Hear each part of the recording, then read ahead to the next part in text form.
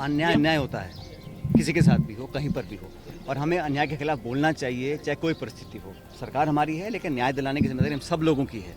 हाँ। तो लाश को रात के अंधेरे में यहाँ दफनाया गया है और पीड़ित परिवार के परिजनों पर लाठीचार्ज किया गया है। इसका ये समाज जो आज पिछड़ा है, दलित है, हर मायने से दबाव में है। नमस्कार, मैं हूं आपके साथ प्रदीप आजाद।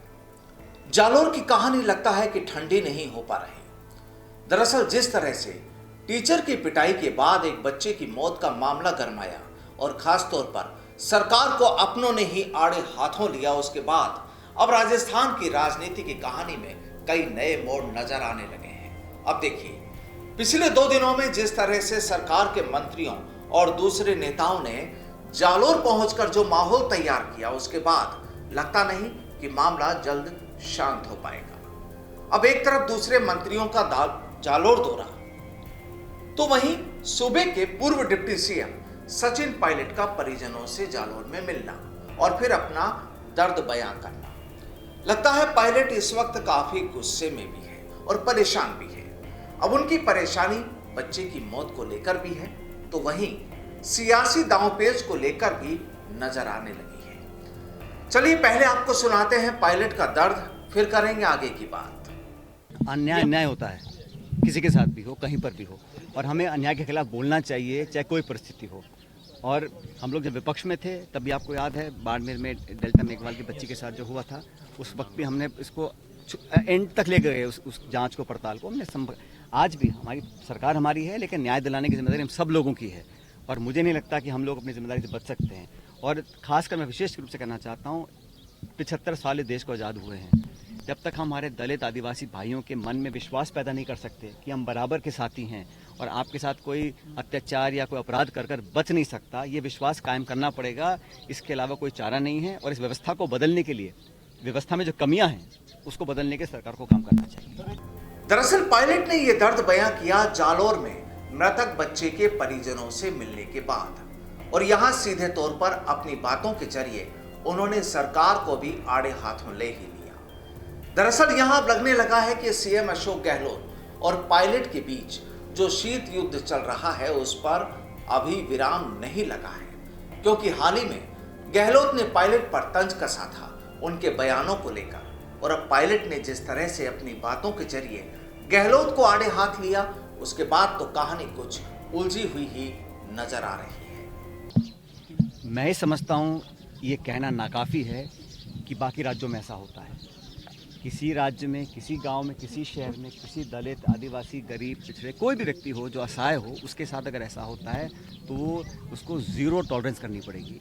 हम ये नहीं कह सकते कि बाकी राज्यों में हो रहा है तो यहाँ पर भी हो रहा है, और हम वेट करते रहें कि अगला कब हादसा हो, फिर हम कुछ एक्शन लें। हमें उस मानसिकता को पराजित करने के लिए कुछ कदम उठाने पड़ेंगे जो लोगों के जहन में है कि दलितों के साथ अत्याचार कर आप बच नहीं सकते। अगर उस मानसिकता पे हम दबाव डालकर ख़त्म नहीं करेंगे तो अपना काम नहीं कर रहे हैं। सरकार का, जनता का, हमारा, आपका विश्वास, इकबाल कायम रहना चाहिए। इनके जहन में पता होना चाहिए कि अगर कोई गलत काम हमसे करेगा तो उसका भुगतान करना पड़ेगा।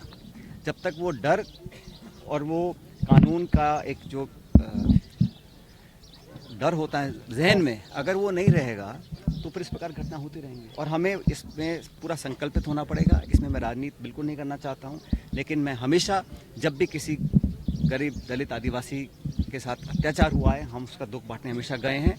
और मैं उम्मीद करता हूँ कि भविष्य में इस खुले माहौल में इस प्रकार का कोई दलितों के साथ अत्याचार कर सके, ऐसी हिम्मत किसी की ना हो, ये हमको प्रदर्शित करना पड़ेगा।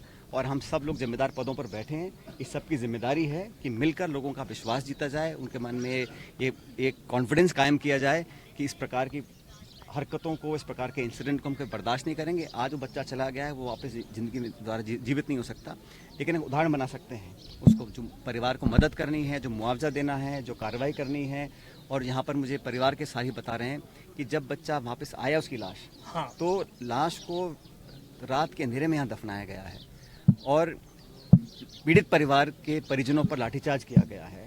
उस पर तो सरकार को तुरंत कार्रवाई करनी चाहिए, उस पुलिस अधिकारी के ऊपर और एडीएम के ऊपर, जिसका कंप्लेन नाम लेके कह रहे हैं, जिसके जो मृतक के पिताजी हैं और दादाजी हैं, वो डिप्टी एसपी और एडीएम का नाम लेके बोल रहे हैं कि हमारे परिवार वालों के ऊपर खदेड़ा गया, मोबाइल छीन लिए गए, डिटेन किया गया, उनके दामाद को लाठीचार्ज किया गया। इस प्रकार उनको चोटें लगी हैं। इस प्रकार मृत्यु के बाद जो रवैया रहा उस पर सख्त कार्रवाई करनी चाहिए। अगर किसी को हटाना है हटाया जाना चाहिए, जांच बिठाई जानी चाहिए और उसको तुरंत प्रभाव से हटाना चाहिए अगर परिजन ये डिमांड करते हैं। और आज भी ये लोग भय के माहौल में हैं।